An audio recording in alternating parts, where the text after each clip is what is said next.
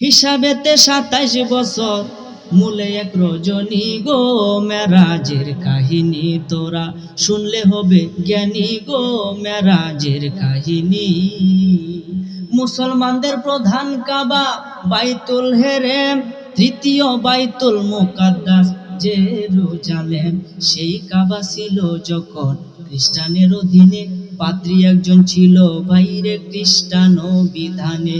সেই কাবা ছিল যখন খ্রিস্টানের অধীনে, পাদ্রী একজন ছিল বাইরে খ্রিস্টান বিধানে।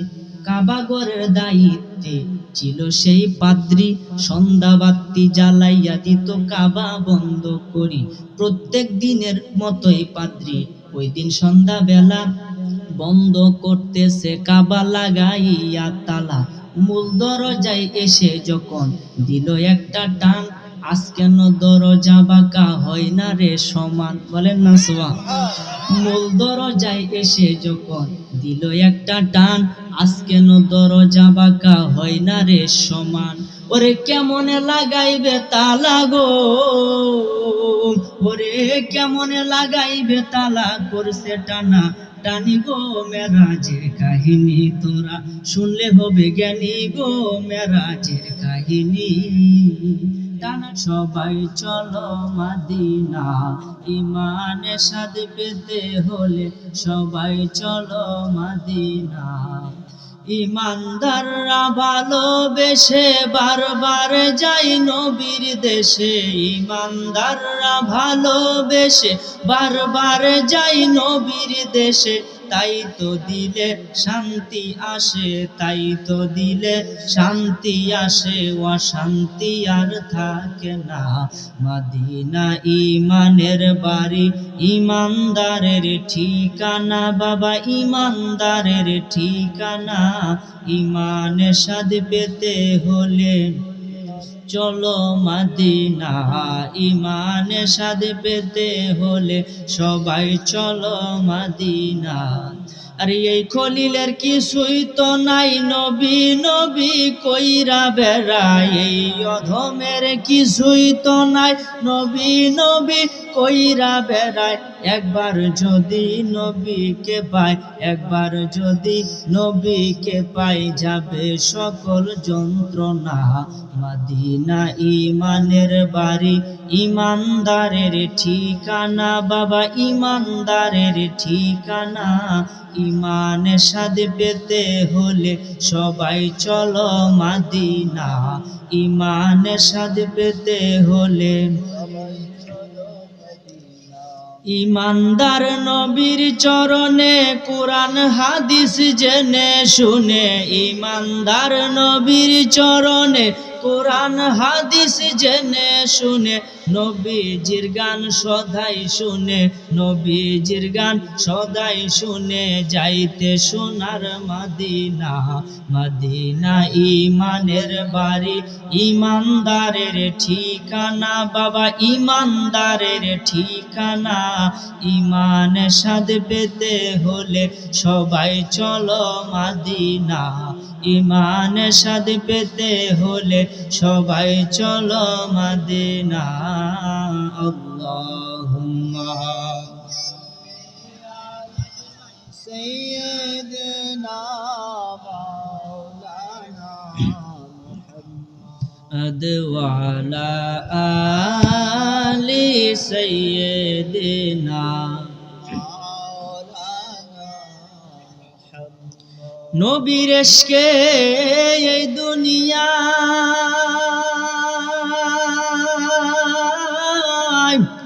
যাহার দিল বাই কাঁদবে না,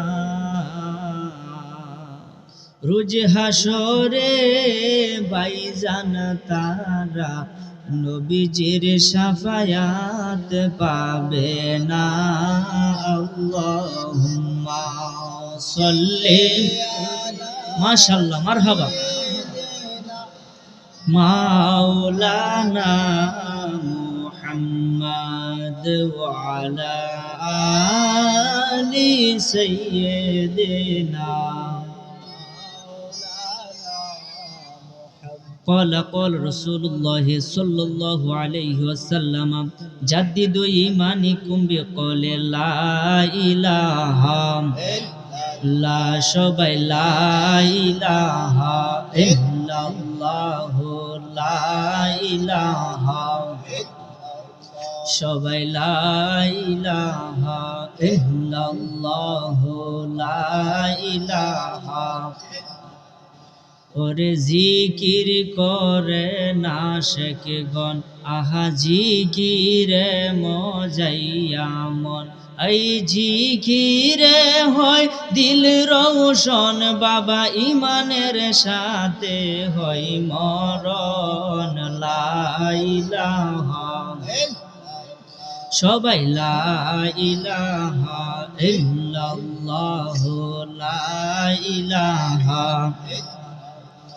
ও লা ইলাহা ইল্লাল্লাহ লা ইলাহা বাইজান নমরুদে আগুন জ্বালাইল সেটা ইব্রাহিম নবীকে ফালাইল ওরে নমরুদে আগুন জ্বালাইল সেটা ইব্রাহিম নবীকে ফালাইল ওরে আগুন হইল ফুল বাগিচা আগুন ফুল বাগিচা পশম কেন পুরে না লা ইলাহা লা ইলাহা লা ইলাহা ওরে লা শব্দটা নাভি হইতে উপর দিকে তুল ইল্লাল্লাহু জরফ দিয়া কলবের তালা কুল লা ইলাহা ও লা ইলাহা ইল্লাল্লাহ লা ইলাহা ও লা ইলাহা বলি লা ইলাহা ইল্লাল্লাহ লা ইলাহা ইল্লাল্লাহ লা ইলাহা ইল্লাল্লাহ লা ইলাহা ইল্লাল্লাহ লা ইলাহা বলি হাসবি রব্বি জাল্লাল্লাহ মাফি কলবি গায়রুল্লাহ পড়ি হাসবি রব্বি মাফি কলবি গায়রুল্লাহ নূর মুহাম্মদ সাল্লাল্লাহ পড়ি নূর সাল্লাল্লাহ লা ইলাহা ইল্লাল্লাহ লা ইলাহা ইল্লাল্লাহ হক লা ইলাহা লা ইলাহা ইল্লাল্লাহ মুহাম্মাদুর রাসূলুল্লাহ সাল্লাল্লাহু আলাইহি ওয়াসাল্লাম একটি জবান বন্ধ রাখিবেন না চিৎকার মেরে সকলে একবার জোরে জোরে বলি আলহামদুলিল্লাহ আর একটু মায়ার সুরে উচ্চ আওয়াজে প্রাঞ্জল ভাষায় বলি আলহামদুলিল্লাহ যাবতীয় প্রশংসা সেই মহান মনিবের দরবারে যিনি আপনাকে আমাকে আজকের এই বরকতপূর্ণ নূরানি মাহফিলে আসার মতন বসার মতন আলোচনা শোনার মতন তৌফিক ক্ষমতা মন মানসিকতা পয়দা করে দিয়েছেন এই জন্য মহান আল্লাহ তাআলার দরবারে আবারও শুকরিয়া আদায় করে বলি আলহামদুলিল্লাহ। এই যে আপনারা মাহফিলে আসছেন বসছেন জিকির করলেন দুরূদ পড়লেন এতে কি লাভ হয়েছে না লস হয়েছে? লাভ যে হয়েছে এটা কি চোখে দেখা যায়? লাভ কিন্তু এটা চোখে দেখা যায় না, কারণ সবটা এতই দামি জিনিস যে আল্লাহ এটারে গোপন রাখছে। হাসরের ময়দানে এটার দরজা খুললে দিব, তখন আপনি দেখতে পারবেন সব কার কত। কথা কোন ঠিক কিনা? এখন কিন্তু সবের বাজার সস্তা, কিন্তু এমন একটা সময় আসবে সবের বাজার আল্লাহ এত সরা করে দিব যে একটা নেকের জন্য মানুষ জাহান্নামের আগুনে জ্বলতে জ্বলতে আঙ্গার হইয়া যায়। জাহান্নামে যে ব্যক্তি যাবে ওই ব্যক্তি পানির জন্য সর্বপ্রথম খাবারের জন্য চিৎকার করতে থাকবে। করতে করতে লক্ষ লক্ষ বছর চলে যাবে, ফেরেশতারা তার চিৎকার কানে নিবে না, শুনবে না। লক্ষ লক্ষ বছর পরে ফেরেশতা বলবে তোমরা কি হয়েছে?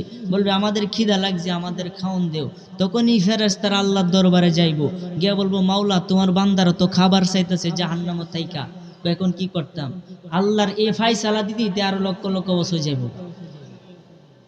তখন একটা ফল আল্লাহকে বলে যাও ওই জায়গার মধ্যে গিয়ে দেখো একটা ফল আছে, এই ফলটা নিয়ে আমার বান্দারে খাওয়াই দেও। এই ফলটার নাম হলো জাক্কুম ফল।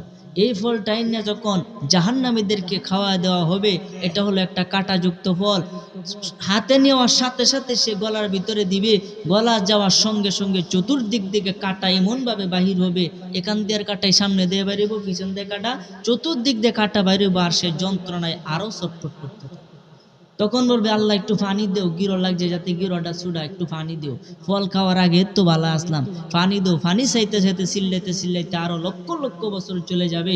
এরপরে ফেরেশতারা আল্লাহর কাছে বলবে আল্লাহ তোমার বান্দা তো পানি চাইতেছে, ও দেখো গা জাহান্নামের আগুনে জ্বলতে জ্বলতে আঙ্গার করে একটা ফুটন্ত গরম পানি আমি রাখছি, এটা নিয়ে আমার বান্দারে খাওয়াই দেয়। যখন এইটা যখন মুখের ভিতরে দিবে, তার নারী বুড়ি গইলা পায়খানা প্রস্রাবের রাস্তা দিয়ে বাহির হইল। চিন্তা করেন, এত একটা কঠিন মুসিবত জাহান্নাম। এই জাহান্নামে যদি আপনি আমি যাই, উপায়টা কি? এই কারণে জাহান্নাম থেকে দুনিয়ার মধ্যে বাঁচতে হবে। বাঁচতে হলে কলবটাকে পরিশুদ্ধ করতে হবে। কেননা নবীজি বলেছেন প্রত্যেকটা মানব দেহের মধ্যে, পুরাটা দেহের মধ্যে একটি মাত্র গোশতের টুকরা আছে। যদি এই গোশতের টুকরা কারো পবিত্র থাকে, তাহলে পুরা দেহটাই তার পবিত্র থাকে। এই কলবটার নাম হলো, এই জায়গাটার নাম হলো কলব, যেটা হলো বাম স্তনের 2 আঙ্গুল নিচে, এটার নাম হচ্ছে কলব। এই কলব যদি আপনার পবিত্র থাকে, আপনার পুরা দেহটাই পবিত্র। এই কলব পবিত্র নিয়ে যদি কবরে যাইতে পারেন, নিঃসন্দেহে আপনি বেহেশতে যাবেন। তাহলে এই কলব পবিত্র করার জন্য কোনো মেডিসিন যদি থাকে, এই মেডিসিন হলো আল্লাহ পাকের জিকির।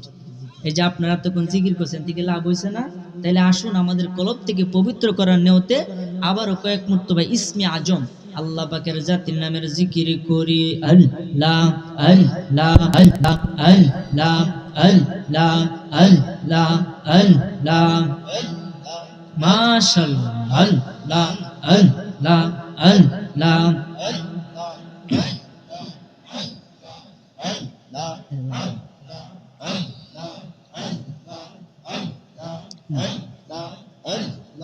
তোয়া মারে ডাক রে বান্দা, তোয়া মারে ডাক মাশাআল্লাহ।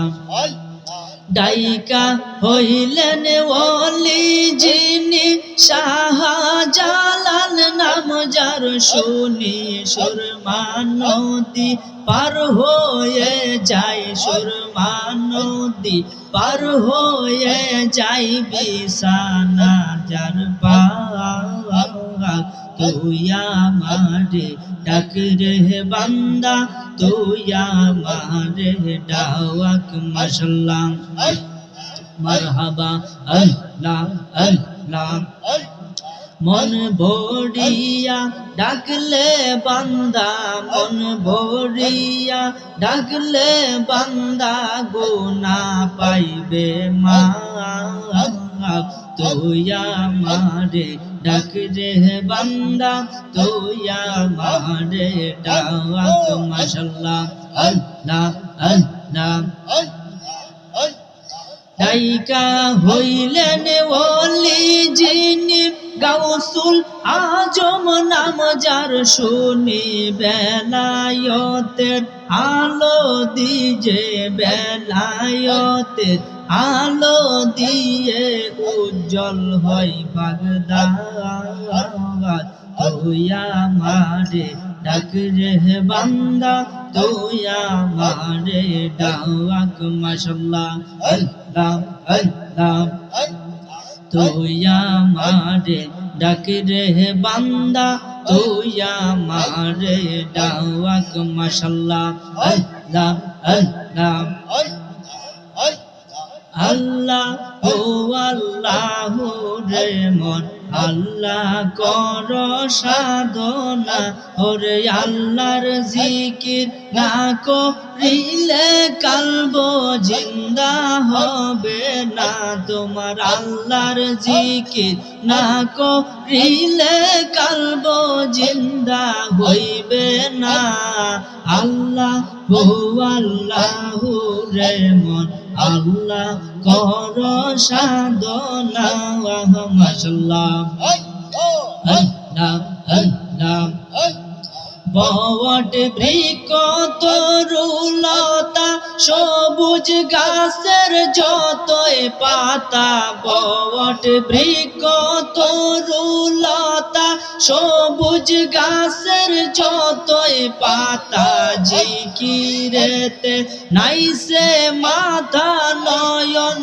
খুলে দেখো না জিকিরেতে নাইসে মাথা নয়ন খুলে দেখো না আল্লাহ আল্লাহু রে মন আল্লাহ কর সাধনা আল্লাহ আল্লাহু রে মন আল্লাহ কর যবনা মাশাআল্লাহ আল্লাহ আল্লাহ আল্লাহ মাশাআল্লাহ আল্লাহ আল্লাহ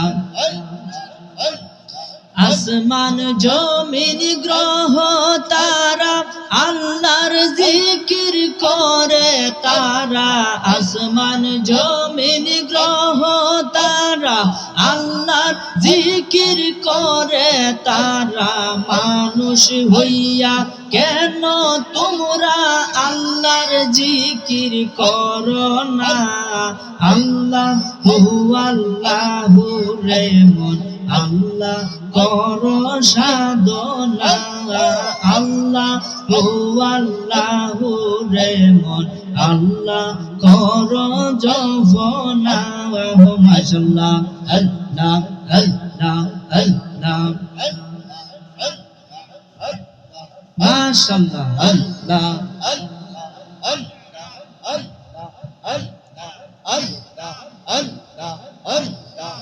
লা ইলাহা ইল্লাল্লাহু মুহাম্মাদুর রাসূলুল্লাহ সাল্লাল্লাহু আলাইহি ওয়াসাল্লাম সকলে বলি আলহামদুলিল্লাহ। আজকে উত্তর পাতালজান নতুন নূর জামে মসজিদ ও যুব সমাজের উদ্যোগে চতুর্থ বার্ষিক তাফসিরুল কোরআন মাহফিল তারিখ 25 জানুয়ারি 2024 রোজ রবিবার, স্থান নতুন নূর মসজিদ প্রাঙ্গণ। আজকের এই বরকতপূর্ণ নূরানি মাহফিলের সম্মানিত সভাপতি যিনি হযরতুল আল্লামা মাওলানা মুহাম্মদ ফখরুল ইসলাম মানিকপুরী সাহেব, শিক্ষক, পাটদা দারুল হুদা আদর্শ দাখিল মাদ্রাসা।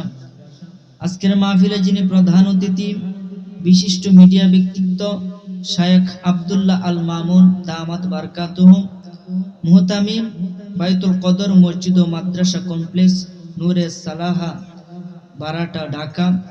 আজকের মাহফিলে যিনি প্রধান বক্তা হাফেজ মাওলানা মুফতি খন্দকার সোয়াইব বিন শরীফ সাহেব। আজকের মাহফিলে যিনি বিশেষ অতিথি হাফেজ কারি মোহাম্মদ মাজহারুল ইসলাম অলি সাহেব এবং ওয়াজ পড়ে গেছেন হযরত মাওলানা ফরিদউদ্দিন সাহেব, শিক্ষক, বাটদা দারুল হুদা দাখিল মাদ্রাসা।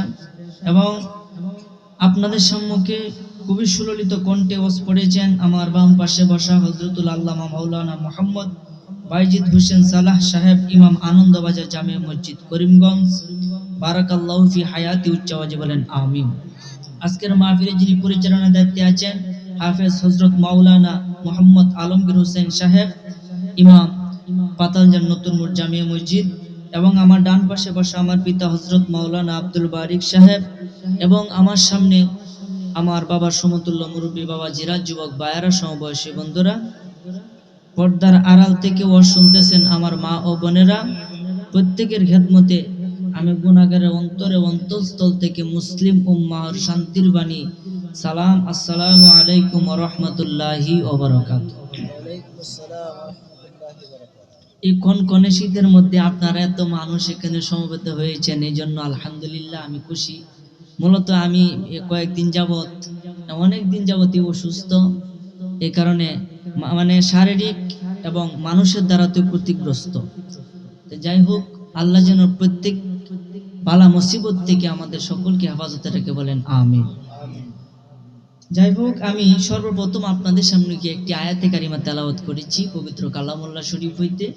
আয়াতটি হলো, আল্লাহ তাআলা বলেছেন, ইয়া আইয়ুহান নাবিয়্যু, মানে আপনি আমার নবীকে আল্লাহ ডাক দিয়ে বলতেছে, ইয়া আইয়ুহান নাবিয়্যু ইন্না আরসালনাকা শাহিদা ওয়া মুবাশশিরা ওয়া নাযীরা। বলেন সুবহানাল্লাহ। আল্লাহ তাআলা পবিত্র কোরআনে বলতেছে, হে আমার সম্মানিত নবী, আমি আপনাকে এই দুনিয়ার মধ্যে পাঠাইতাম না, শুধুমাত্র একটি কারণে পাঠাইছি। এটা কিসের জন্য? যে আপনি যেন তামাম বিশ্বের মাখলুকাতের যত মানুষ আছে সমস্ত মানুষদেরকে আপনি উপদেশ দিতে পারেন, ভয় প্রদর্শন করতে পারেন, এবং প্রত্যেক মানুষের হিসাব আমি আল্লাহর দরবারে দিতে পারেন। বলেন সুবহানাল্লাহ। এখন আপনাদের কাছে আমার একটা প্রশ্ন, আপনি কি করেন না করেন এটা যদি আমি না দেখি তাহলে কি বলতে পারেন? কিন্তু আল্লাহ তাআলা পবিত্র কোরআনে বলছে যে আপনাকে আমি সাক্ষী দাতা হিসেবে দুনিয়ার মধ্যে পাঠাইছি। প্রত্যেক উম্মতের প্রত্যেকটা মানুষের সাক্ষী আপনি হাসরের ময়দানে আমি আল্লাহর কাছে দিবেন। তার মানে বোঝা গেল নবীজি দেইকেই সাক্ষীটা দিবেন। আরো জোরে বলেন না সুবহানাল্লাহ। সেই নবীজির সম্মান কি কম না বেশি? কত বেশি! আল্লাহ তাআলা বলেছেন, ওয়া রাফা'না লাকা যিকরাক, যেটা তাফসিরে এসেছে যে রাফা'আল্লাহু দারাজাহু ফিদ দুনিয়া ওয়াল আখিরা, দুনিয়া এবং আখিরাতের মধ্যে সম্মান ইজ্জত বাড়াইছে স্বয়ং আমার আল্লাহ। এখন আল্লাহ যদি বাড়ায় তাই আমাদের মতো মোল্লার আর কিছু করার আছে? আল্লাহ কতটুকু বাড়াইছে এটা কি আমি মাপতে পারবো? আপনি মাপতে পারবেন? কারণ কি, আল্লাহ হচ্ছে অসীম, তার সম্মান উঁচা করছে এটাও অসীম। পৃথিবীর কোনো মানুষ এটা মাপতে পারবে? কথা কোন ঠিক কিনা? এই কারণে বোঝানোর জন্য একটু বলি, নবী করিম পাক সাল্লাল্লাহু আলাইহি ওয়াসাল্লাম এখন যে মাসটা চলতেছে এর নাম হচ্ছে শাবান মাস। এর আগে গেছে রজব মাস। এই রজব মাসের ২৭ তারিখ রাত্রে নবীজি মাকামে ইব্রাহিম এবং জমজম কূপের মধ্যখানে ঘুমাইতেছিল।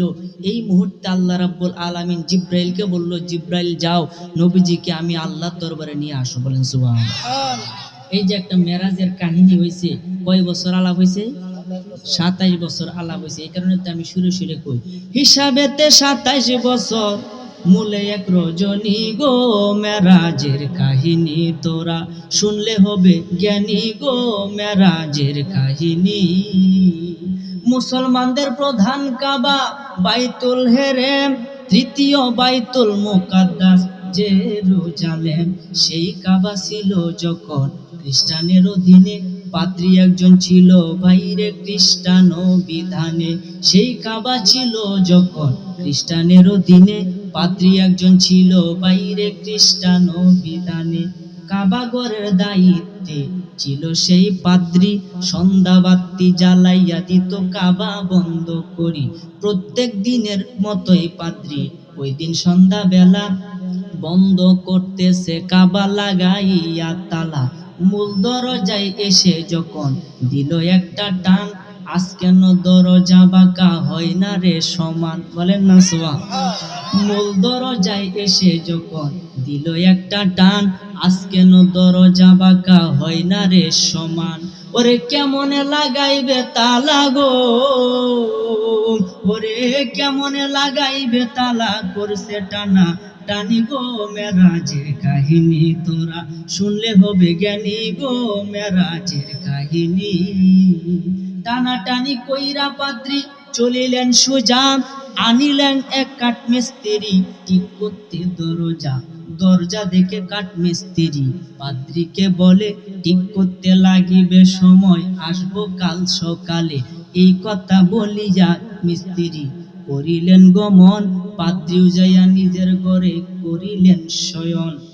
মক্কা হতে বাইতুল মুকাদ্দাস ৬ মাসেরই পথ, চোখের পলকে গেলেন দিনের মুহাম্মদ। মক্কা হতে বাইতুল মুকাদ্দাস ৬ মাসেরই পথ, চোখের পলকে গেলেন দিনের মুহাম্মদ। বুরাক বান্ধিলেন একটা পাথরের উপরে, তারপরেতে দিনের নবী গেলেন মসজিদে করে। লক্ষ লক্ষ নবী রাসূল রইয়াছে দাঁড়াইয়া, ইমামের জায়গাটা রাখছে খালি করিয়া। এবার ইমাম সাজিয়া নবী গো, এবার ইমাম সাজিয়া নবী পড়াই নামাজ খানি গো মেরাজের কাহিনী তোরা শুনলে হবে জ্ঞানী লোক মেরাজের কাহিনী। নামাজ পড়ে যখন নবী বাহিরেতে এলো, কদম গিয়া একটা পাথরের উপর পড়লো। পাথর ডাক দিয়া বলে, নবী আপনার দ্বারে কই, এই মুহূর্তে আমার বেদনা আপনার কাছে কই।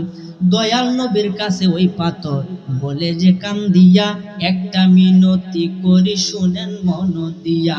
ওই পাথরটি কান দিয়া আমার নবীর কাছে বলে, আর কারো কদম যেন না পড়ে মোর উপরে। দয়াল নবী করলেন দুয়া পাথরের লাগিয়া, আজ থেকে তুমি শূন্যে বাসবে, শূন্যে থাকবে ঝুলিয়া। বলেন সুবহানাল্লাহ। নবীর দুয়ায় ওই পাথরটি শূন্যতে বাসিল, আজ পর্যন্ত ওই পাথরটি শূন্যের উপর রইল। বলেন না সুবহানাল্লাহ। আরে ওই নবীজির শান আল্লাহর দরবারে যে কত মহান। ওই নবীজি একদিন রাস্তা দিয়া হাইটা হাইটা যায়, আবু জাহেল রাস্তার মধ্যখানে একটা বিশাল বড় গর্ত কইরা রাখছে, যে নবীজি যখন কারসাইরা রাস্তা দিয়া হাইটা হাইটা যাবে তখন ওই গর্তের মধ্যে পইরা থাকবে, কেউ তার কবর নিবে না।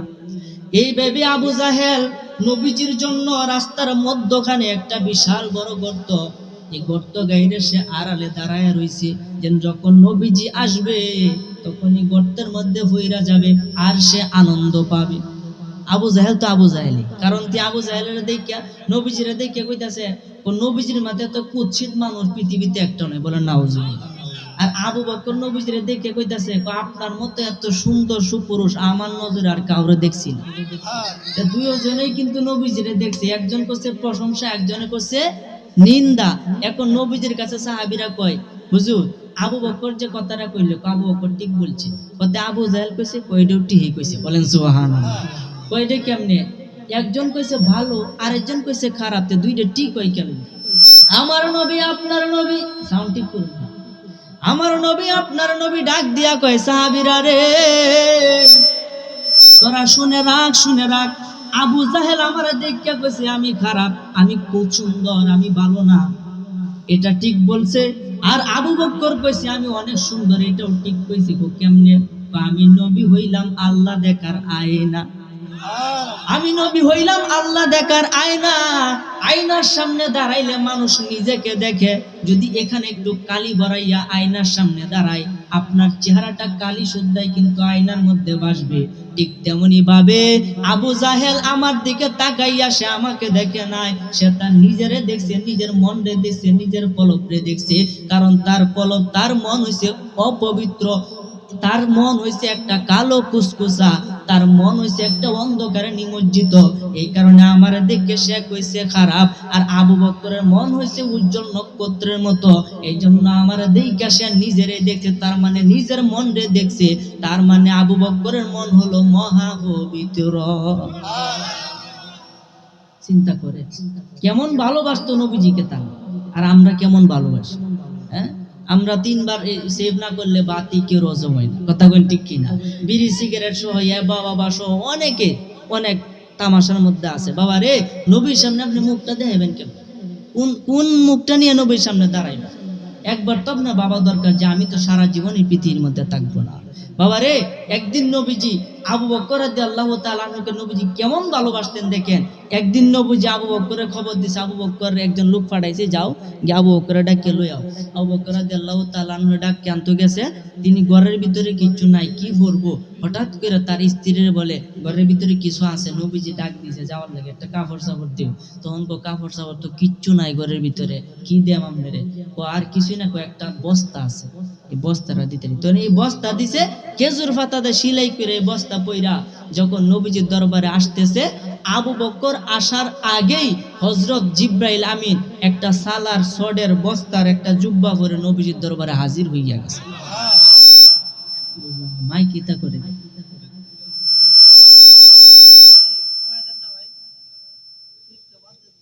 মনোযোগ দেন, ওয়াজের মাঝে এইসব করলে কিন্তু মনোযোগ হারায় আছে।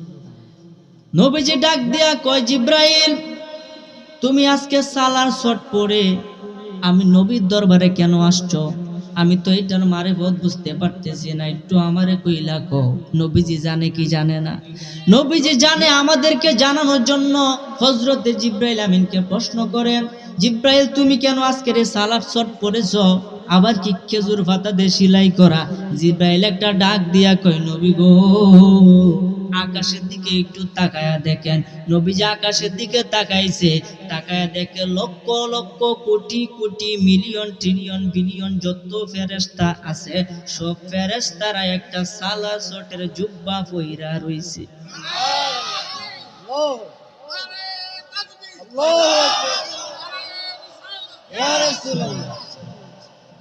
নবীজি ডাক দিয়া কয়, জিব্রাইল এটার কারণ কি? জিব্রাইল একটা ডাক দিয়া কয়, নবী গো এটার কারণ আপনি একটু পরে বুঝতে পারবেন। আচ্ছা ঠিক আছে।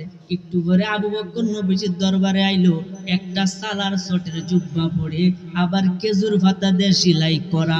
বলতেছে, আবু বকর তুমি আজকে এই পোশাক কেন পরলা? আবু বকর ডাক দিয়া কয়, গো মায়ার নবী, দয়ার নবী, নবী গো আমার ঘরের ভিতরে কিচ্ছু নাই, খাওয়ান পানি নাই, কিচ্ছু নাই। আপনি একটা যুদ্ধের জন্য বলছিলেন যে কে আসো যুদ্ধের মধ্যে দান করবা, তখন আমি আবু বকর ঘরের ভিতরে যা ছিল আমি সবকিছুই আপনার কদমে দান কইরা দিছিলাম। এই কারণে আমি আবু বকরের ঘরের ভিতরে কিচ্ছু নাই। একটা এই দান করার পরে খাবারের জন্য একটা আটার বস্তা আনছিলাম, এই আটার বস্তাটা বাকি রইছে, এই বস্তাতে জুব্বা বানাইয়া আমি আপনার দরবারে হাজিরা দিতে চলে এসেছি। আবু বকরের কথা শুইনা নবীজি ডাক দেয়া কই, আবু বকর তুমি সবকিছুই দান কইরা দিছলা, তাইলে ওই দিন তোমার ঘরের ভিতরে কি ছিল? আবু বকর ডাক দেয়া কই, নবী গো ওই দিন আমি সবকিছুই দান কইরা দিছিলাম। আমার ঘরের ভিতরে দুইটা ছিল, দুইটা জিনিস ছিল, এই দুইটা জিনিস হইল আল্লাহ এবং তার রাসূল। আল্লাহ রাসূল ছাড়া আমার ঘরে আর কেউ ওই দিন ছিল না। তখন আবু বকরে নবীজি ডাক দিয়ে, আবু বকর আজকে তোমার সম্মানে তাম বিশ্ব মাখলুকাতের যত ফেরেশতা আছে সবাই সালা সডের জুব্বা পরছে। তাহলে এমন ভালোবাসা আমাদের বাসতে হবে, কথা কোন ঠিক কিনা? এই হিজরতের মধ্যে যখন এই সাপ নবীজিকে কামড়ানোর জন্য এত এত এত এত গর্ত করছে, আবু বকর তার এই ফাঁক দিয়ে ছিঁড়ে ছিঁড়ে প্রত্যেকটা গর্ত গুঞ্জাইছে, শেষে একটা গর্ত খালি, এইটার মধ্যে সে ফাউ দ্বারা এভাবে এই চাপ দিয়ে ধইরা বৈশা রয়েছে। নবীজি তার উরাতের মধ্যে তার মাথা মুবারক রাইকা ঘুমাইতে আছে। তখন এই সাপ চতুর্দিক দিয়ে সাইরে মুখ দেখে দেহে গর্ত গুলারে গুঞ্জায়, মানে কি ডিভা দেওয়াল আর বাইরে তারা না, শেষে একটা নরম জায়গা পাইছে, একটা মানে তার কদমটা পাইছে, এখানে সুবল দেওয়া শুরু করছে। বিশেষ তেজেলায় সে ছটফট করতেছে, তার চোখ দিয়ে পানি পড়তেছে, কিন্তু শব্দ করে না। কেন? যদি শব্দ করে নবীজি ঘুম ভাঙে তাহলে তো বেয়াদবি হয়ে যাবে। কেমন ভালোবাসতো নবীজিকে, আর আমরা কেমন ভালোবাসি। আহা, তখন আবু বকর রাদিয়াল্লাহু তাআলা আনহুরে যখন সাপে এভাবে দংশন করতেছে, আবু বকর রাদিয়াল্লাহু তাআলা আনহু কাঁদতেছে, চোখের পানি গড়াইয়া দাড়ি বাইয়া নবীজির কপাল মুবারকের মধ্যে পড়ছে। নবীজি ঘুম ভাঙ্গিয়া গেছে, ডাক দেখো, আবু বকর তুমি কাঁদো কেন, তুমি কাঁদো কেন? এই সাপটা আমারে তো সুবল দিতেছে। কয় সভ্য না, তাড়াতাড়ি ফাউন্ডা দিও। তো নবীজি একটু থুতু দিছে, সঙ্গে সঙ্গে ভালো হয়ে গেছে। নবীজি থুতু, এই কারণে তো বিজ্ঞানীদের বিজ্ঞানী আমগো নবীজি, বিজ্ঞানীদের বিজ্ঞানী আমগো নবীজি, এরকম একজন মায়ার নবী কোথাও পাইবানি তোমরা, এরকম একজন মায়ার নবী কোথাও পাইবানি, বিজ্ঞানীদের মহাগুরু আমগো নবীজি। বলেন না সুবহানাল্লাহ। থুতু দিছে, আবু বকরের যন্ত্রণা দূর হইয়া গেছে। এই যন্ত্রণা আর উঠে না, উঠে না, উঠে না। নবীজির ওয়াফাত হয়ে গেছে, উঠে না, উঠে না। সে খলিফা হয়েছে, আর পরে উঠে না। শেষ বয়সে যন্ত্রণা আবার শুরু হয়েছে। এই যন্ত্রণার তেজালাতে শেষ বয়সে যখন মৃত্যুবরণ করবে, এই বিষের প্রক্রিয়াতে সে মৃত্যুবরণ করে। বলেন না সুবহানাল্লাহ। কারণ সময় শেষ হইলে যে কোনো একটা উসিলাতে আল্লাহ লয়ে যাবে। মূল কথা, আমার মেন পয়েন্ট হচ্ছে নবীজির শান যে আল্লাহর দরবারে কত মহান, এইটা বোঝানোর জন্য আমি কথাগুলো বলতেছি রে বাবা। খারাপ লাগতেছে কেউ? খারাপ লাগবে একটু কইবেন, কারণ খারাপ লাগলে তোর কোনো দরকার নাই, কথা কোন ঠিক কিনা? সেই নবীজির আদর্শ, সেই নবীজির সুন্নত আপনি আমার ভিতরে করার দরকার আছে না নাই? আরে জোরে বলেন না, আছে না নাই? সেই নবীজির শান আল্লাহর দরবারে যে কত মহান। আমার আল্লাহ তাআলা একদিন নবীজির হাতে একটা কলম দিছে, আপনারা শুনছেন না? আরশ কুরসি লৌহ কলম। এই কলম, একটা কলম দিছে, এই কলমের ক্লিপ যদি এক পাল্লায় রাখা হয় আর তামাম মাখলুকাত সাত আসমান সাত জমিন যদি এক পাল্লায় রাখা হয়, তাহলে এই কলমের ক্লিপের ওজনটা বেশি হয়ে যাবে। এই কলম সম্পূর্ণ নবীজির হাতে দিছে, নবীজি একলা হাতে লইছে, বলেন সেই নবীজি কি আমাদের মতো? আই হাই, হাত লইয়া তখন আপনি লেখেন, নবীজি আল্লাহ কি লিখতাম, আপনার যা ইচ্ছা আপনি তাই লেখেন। তখন নবীজি আল্লাহ শব্দটা লিখতে আলিফ লাম লাম হা, এই এই অক্ষরটি লাগে আলিফ লাম লাম হা, এই আল্লাহ শব্দের আলিফটার মধ্যে একটা টান দিছে, দিয়া কলমটা থুইয়া দিছে। আমার আল্লাহ ডাক দিয়া কই বন্ধু লেখেন, আমার নবী কই আমি লিখতাম না। ও আল্লাহ কই বন্ধু লেখেন, আমার নবী কই আমি লিখবো না। আমার আল্লাহ কই বন্ধু লেখেন, আমার নবী কই লিখবো না। আল্লাহ কই কেন লিখবেন না? তখন আমার নবীজি ডাক দিয়া কয় প্রাণবন্ধু প্রাণবন্ধু রে, ভুলিতে পারি না তোমারে। প্রাণবন্ধু প্রাণবন্ধু রে, ভুলিতে পারি না রে তোমারে। যেদিন আপনায় দেখেছি, যেদিন তোমায় দেখেছি, মনে আপনে ভেবেছি, তোমার ছবি বাসে অন্তরে। প্রাণবন্ধু প্রাণবন্ধু রে, ভুলিতে পারি না রে তোমারে। একটি জবানও বন্ধ রাখিবেন না, চিৎকার মেরে বলেন না মারহাবা। নবীজি ডাক দিয়া কই আল্লাহ আমি তো তোমারে ভালোবাসি। আল্লাহ ডাক দিয়া কই বন্ধু আমিও তো আপনারে ভালোবাসি, কেন লিখবেন না? না লেখার একটাই কারণ, আমি যখন আপনার আল্লাহ শব্দটার আলিফটারে আমি টান দিলাম, টান দিয়া দেখলাম এই কলমের একটা ছায়া আছে, এই ছায়াটা আপনার নামের উপরে পড়ছে। এদিকে মনোযোগ দেন। কলমের ছায়াটা আপনার নামে থাকায় আমি এটাকে অসম্মান বোধ করলাম, এটা আপনার সামনে বেয়াদবি মনে করলাম। এই কারণে আমি দুনিয়ার জমিনে আর লিখতাম না। আমার আল্লাহ ডাক দেয়া কই বন্ধু আপনি আমার নামের উপরে কলমের ছায়া আমার নামের উপরে পড়ায় আপনি আর লিখবেন না। আমার প্রতি একটা ভালোবাসা দেখাইছে, আমি আল্লাহ আমার জাতে পাকের কসম খায়া কইলাম আপনার ছায়াটাও আমি জগতে রাখতাম না। জোরে বলেন না সুবহানাল্লাহ। সেই নবীজির পাওয়ার আছে না না? জোরে কইনা আছে না না? নবী মায়ার নবী রহমতে আলম, তোমার জন্য কাঁদে আমার পাগল পারা মন। প্রিয় নবী মায়ার নবী রহমতে আলম, তোমার জন্য কাঁদে আমার পাগল পারা মন। ওরে জীবনে মরণে আমি চাই তোমারে, আমার মন কাঁদে রে, আমার প্রাণ কাঁদে রে। কোথায় গেলে পাবো প্রিয় নবীজিকে, আমার মন কাঁদে রে, আমার প্রাণ কাঁদে রে। কোথায় গেলে পাবো প্রিয় নবীজিকে। দেখিনি কোনো দিন, শুনেছি শুধু তুমি যে ছিলে বড় আপন প্রভু। তোমারে লাগি ধরা ধন্য হলো রে, আমার মন কাঁদে রে, আমার প্রাণ কাঁদে রে। কোথায় গেলে পাবো প্রিয় নবীজিকে। জোরে কন্যা মারহাবা। শুনুন একটা কথা বলি, ওয়াজের ময়দানে যদি কথা হয় ওয়াজের লাইন কিন্তু হারায় আছে।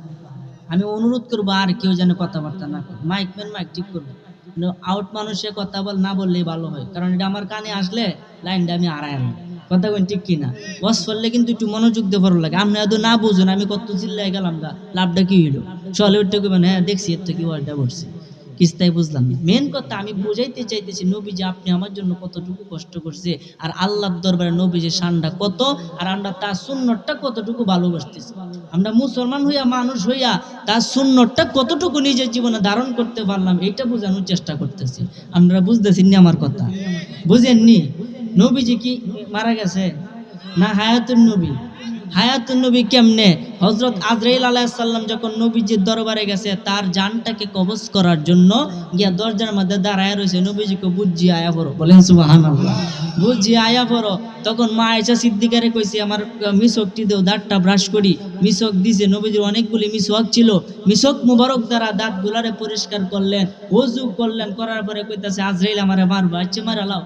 কিন্তু কবিতাছে হুজুর আপনাকে আমি হত্যা করব, আপনার জানটা আমি কবজ করব, একেবারে তামাম মাখলুকাতের মধ্যে যত মানুষ আমি মারছি সকলের যন্ত্রণা যতটুকু হয়েছে এর এক পয়সাও আপনাকে আমি এতটুকু যন্ত্রণা আমি দেব না, একবারে কম যন্ত্রণা দিয়ে আমি আপনাকে আপনার জানটাকে কবজ করব, বলেন সুবহানাল্লাহ।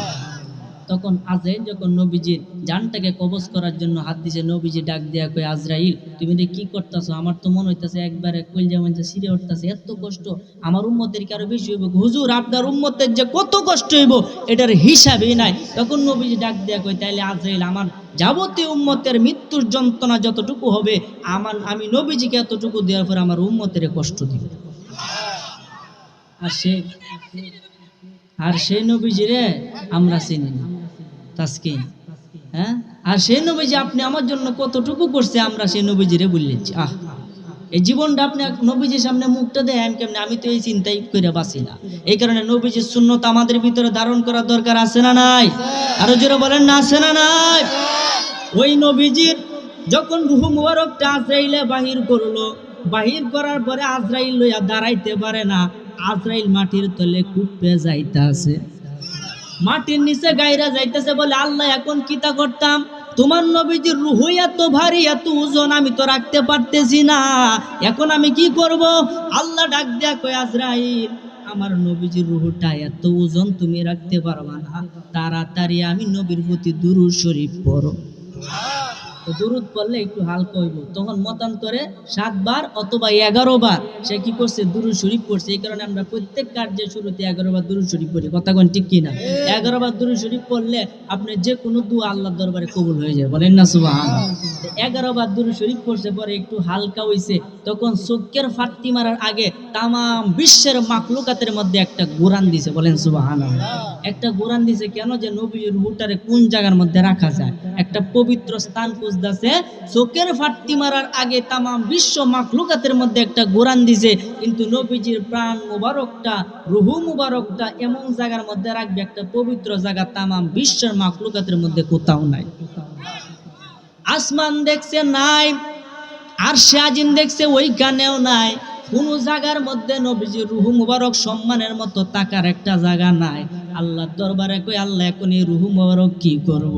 আমার আল্লাহ ডাক দেয়া কই আমার বন্ধুর রূহ মুবারক তোর মতো জায়গা আমি দুনিয়া কেন, আকাশ কেন, কোন জায়গার মধ্যে আমি রাখি নাই, একমাত্র আমার বন্ধুর মুখ, আমার বন্ধুর দেহের মধ্যে এই রূহ মুবারকটা তোর আমি জায়গা করছি। আজরাইলে পুনরায় নবীজির দেহের মধ্যে এই প্রাণ সঞ্চারিত করে দিছে। এই কারণে নবী হইলেন হায়াতুন নবী, বলেন না সুবহানাল্লাহ।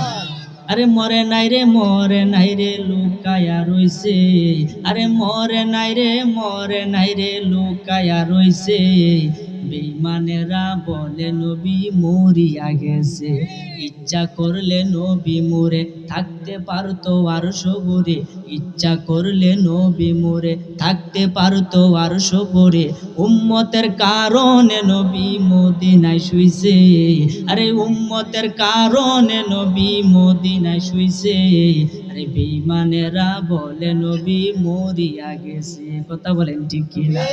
আল্লাহ ডাক দেয়া কই বন্ধু আপনার স্থানটা আমি আল্লাহ পাকের আরশে আজিমের নূরের জায়গার মধ্যে রাখছি, ওইখানে আপনার সমাধি হবে। আমার নবীজি ডাক দেয়া কই আল্লাহ তুমি আমার সম্মান দিছো ভালো কথা, আমার স্থানটারে নূরের জায়গার মধ্যে সম্মানের জায়গার মধ্যে রাখবা এটাও ভালো কথা, কিন্তু আমার উম্মত কি আমার সাথে ওইখানে সাক্ষাৎ করতে পারবে কি না? আমার আল্লাহ ডাক দেয়া কয়, না বন্ধু না, ওই জায়গার মধ্যে আপনার উম্মত আসতে পারবে না। তাহলে নবীজি ডাক দেয়া কয়, আল্লাহ যেই জায়গার মধ্যে আমার উম্মত যেতে পারবে না, ওই জায়গার মধ্যে আমি নবী যাব না। এই কারণে নবী আপনি আমার জন্য মদিনার মধ্যে শুইছে, যাতে আশেক এবং মাসুকের প্রেমের খেলা খেলতে পারে। বলেন সুবহানাল্লাহ। আশেক মাসুকের খেলা খেলছে জনে জনে, ছায়া কায়া এক হয়ে যায় আরো সে আজিমে। আশেক মাসুকের খেলা খেলছে জনে জনে, ছায়া কায়া এক হয়ে যায় আরো সে আজিমে। বিদায় নিলেন রাসূলুল্লাহ, ফিরে এলেন বাইতুল্লাহ, উম্মে হানির ঘরে গেলেন, বিছানা গরম পেলেন। এরই মাঝে 27 বছর হইয়া গেছে গত।